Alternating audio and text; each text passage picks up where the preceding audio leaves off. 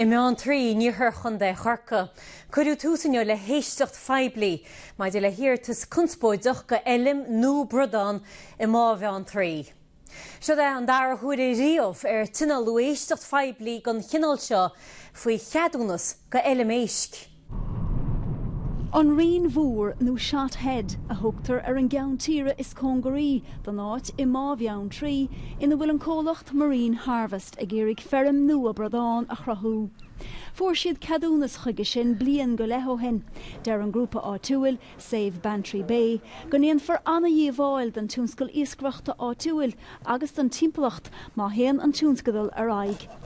Well, tásúla gwein go dtiocfaidh an cinna carta seo, credam go mbeadh an feirm bradán nua seo go holc do Bheanntraí. Tá thuúdáin ag teachtaisteach a cúb Bheanntraí ina bhfuil pearl mussels ionta. Agus ins na hainnecha sin ar feadh fethe bliain anuas nó mar sin, tá na héis ag leidú. Agus an fáil seo ná tá na bradán ag teachtaisteach le galra ag go dtí an ann. Agus tá na éist eile dheintríad an galar seo. Mheán an feirm seo a raibh duine sé anna íomháil dus na pearl mussels ins na hainnecha seo.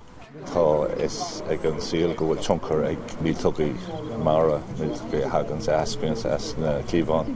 Chomh maith sin, má bhíonn droch an cúrga sin ar na bradán agus ar na mar geala in san pún seo. Bé éifeacht aige sin ar an dúla cín péirlach atá ins na haibhdeach sin chomh maith. So tá scapa na nua cíní péirlach ag brath ar na bradán agus ar na mar geala. Maidin dúirt cuidas na Chorcaí go raibh scóip na héisteachta róchung agus nach raibh go leor ama ar fáil de roine chun na gcuid ainachtaí a dhéanamh. Chlacad ar cóirla dlí ina leis seo ach ar deire le n-éistfear ar aig. Tá sé le críochnú tróna marach agus tá ar súil le cinenne ón mórd mar leis an ceadúnas riviera bhí bealtaine. Nuacht TG4, Bheanntraí chun Chorcaí.